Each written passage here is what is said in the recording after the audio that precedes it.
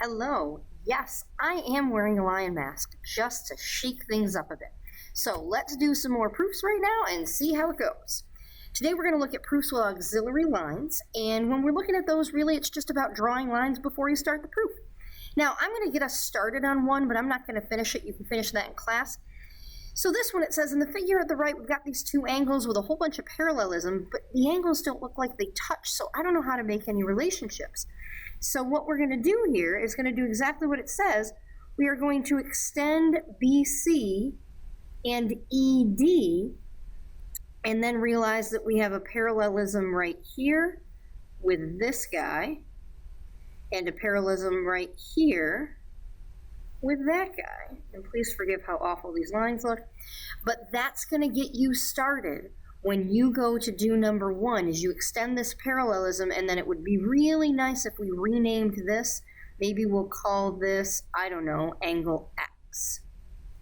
That's going to help you do that proof. So all I'm going to do is say that's what we're talking about here, is these auxiliary lines, but I don't think you need me for number one. So we're going to slide down here together and look at number two. So if we look at number two right here, I've got, let's see, I've got, in this diagram, there are at least two possibilities for auxiliary lines. So, pardon me for moving this. I got two possibilities for an auxiliary line, it says. Complete the proof using one auxiliary line. So, I'm given that A and B and C, D are parallel, and I'm given that Z equals X plus Y is what we're trying to prove. So what I'm going to do here is I'm going to draw in this auxiliary line before I do the proof, but I'm going to want to reference this line, so I'm going to call this guy EF. And so I'm going to come right down here, and in my statements, my first statement and my first reasons has got to be my givens. So it has been given to me that AB is parallel to CD, but then I drew in EF, and when we drew in EF, we were drawing it considering that we are going to give ourselves that EF is parallel to the other two. So EF is parallel to AB, and EF is also parallel to CD.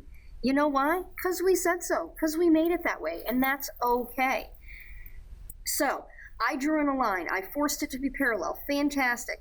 Now I want X and Y to have something to do with Z, and when I look right here, if I look at this angle right here and this angle right here, those look a lot like angles that are corresponding to me. You need to know what those look like. So this guy and this guy look corresponding, but I don't have a name for this one. So you know what? I'm going to give it a name. I'm just going to call this angle 1. Why does it make that plus sign? Stop it. Sorry. So I am going to call that angle 1. I don't know what's going on with my computer. I apologize for that. So I'm going to call that angle 1, and I'm probably going to need this guy too. So I'm going to call that angle 2. And I'm going to say, you know what? Y and 1 are corresponding. And because these lines are parallel, those guys would have to be equal. So in number 2, I'm going to say the measure of angle Y equals the measure of angle 1. Because if lines are parallel, corresponding angles are equal in measure. Corresponding angles are equal. Fantastic. Okay, so that was Y and 1. Let's look at X and 2. You know what? Those look like corresponding to me, and they should look like corresponding to you too. So the measure of angle X equals the measure of angle 2. And it's the same reason. I got corresponding angles, so I don't need to read the reason twice. And then for number 3 here, how did that help me? Well, if Y is 1, so this is kind of also equal to Y, and X is 2, so this is also X, and Z is right here, well, X and Y make up Z. Fantastic. So I have to do this in 2 steps using a reason that we haven't used in a while here. We've talked about it, but we haven't used it. And that reason is going to be that the measure of angle 2 plus the measure of angle 1, those two angles right there that I named, both add up to make the entirety of angle Z. And since that's the case, that is called the angle addition postulate. Really, all that says, angle addition postulate, is that two parts make a whole. So they do.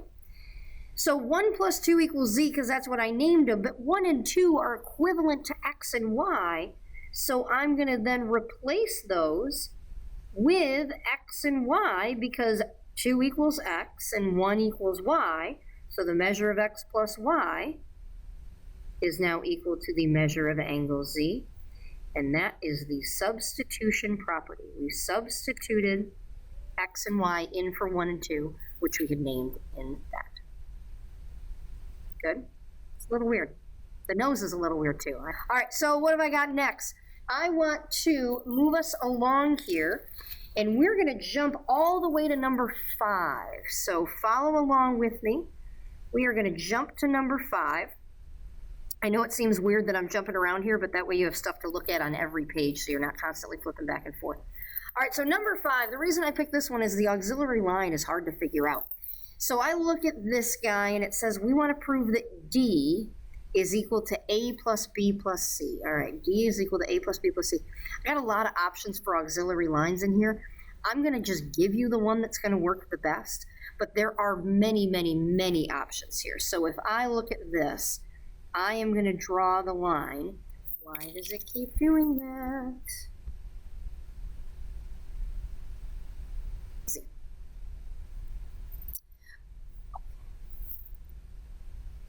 So I'm going to draw the line from A to C, auxiliary. So this time my auxiliary line isn't going to be parallel. It's actually going to make a triangle out of something that wasn't a triangle. It was kind of a kite before. Not really a true geometric kite, but it looks kind of like a kite. So anyways, I drew AC in here. Okay, so how does that help me? Well, it gave me some extra angles, so I might as well name them in case I need them. I'll call those X and Y. We're gonna need them. And I don't know what I'm going to use yet, so let's move forward. Let's see, do I have any givens? I really don't have any givens, so I'm not going to write anything there. I'm just going to start off with my statements here. Well, this little triangle down here is a triangle. So what do I know? I know the angles add to 180, so I might as well write that down. The measure of angle X plus the measure of angle Y plus the measure of angle D equals 180. That's a rule. That is called the triangle angle sum theorem. I have another triangle. I got the big one. I got triangle ABC, the big one. So if I take triangle ABC and find all of its angles are the measure of angle B, and then it would be this whole bottom thing, which is A and X together. So the measure of angle A plus the measure of angle X. And this would be Y and C, so measure of angle Y plus measure of angle C. So all of those 1, 2, 3, 4, 5 angles, those guys all add up to 180. Oops, 2. And this again is the triangle angle sum theorem. I could have just reused reason 1, but I felt like writing it 2 this time. That's fine. Okay, so what am I going to do next here? What am I going to do next? Well, I wanted to prove that D is equal to A and B and C, so I want really the 180s to disappear. Ooh, we've done that before. That's where you set these guys equal to each other. This is going to be a long one, so measure of angle X plus measure of angle Y plus measure of angle D, that's this side, equals measure of angle B plus measure of angle A plus measure of angle X plus measure of angle Y plus measure of angle C. Whew! That's all of this stuff. Okay, so I took this stuff and that stuff and I set them equal.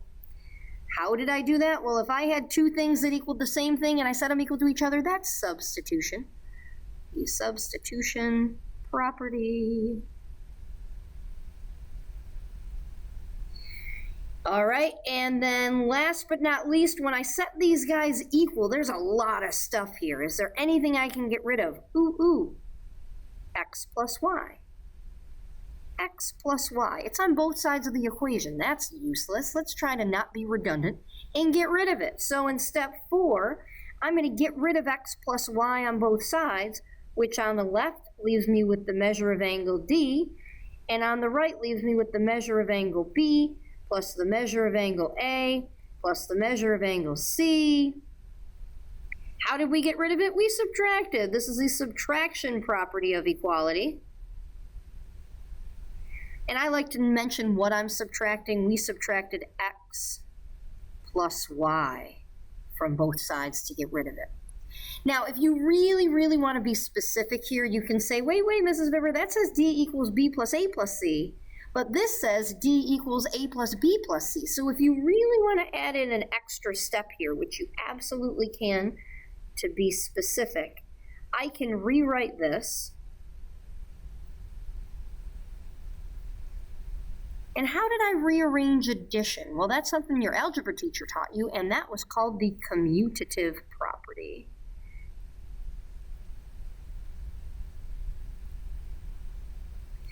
And now I have what I need. All right. So, there are some video notes on how to do auxiliary lines. Now, what are you going to need to do? So if I scroll up here, we want to look at these, and I want to be able to look like at this thing right here and figure out, well, what's going to make my life easier? Should I maybe extend this line right here? Should I maybe extend this line? Should I maybe extend this up? I don't know. You want to do whatever works for you, okay? So you can extend these, and anytime you extend things, you want to maybe give your other angles some names. If you, instead of extending things, want to make an auxiliary line, like in number 3, we drew this parallel line here. Instead, maybe we could draw a line that extends, going in one or both directions. You have a lot of different options. So this is coming to the time where we need you guys to start thinking about it on your own. And it's okay to be wrong. Okay, this whole thing I'm wearing right now, this is wrong, but I'm doing it anyway because it's fun. And then when I figure out what's right, then I'm feeling a little bit better. That was a terrible analogy, but it's true. As you do these proofs, don't be afraid to be wrong. Just try something until something works out, because once you find something that works, the proof will be fantastic. It'll be super easy, okay? We tried to make these lines about as long as you might need for the proof, so if you're going way past them, maybe you're doing something a little harder than you need to be. All right, so I got to end with a joke here. What did the king of the jungle do on a lazy Saturday afternoon? What did the king of the jungle do on a lazy Saturday afternoon? He was just lying around. Oh, it's so punny. It's so fantastic. Okay, I'm going to end because watch this. Oh my gosh, it roars. All right, have a great day.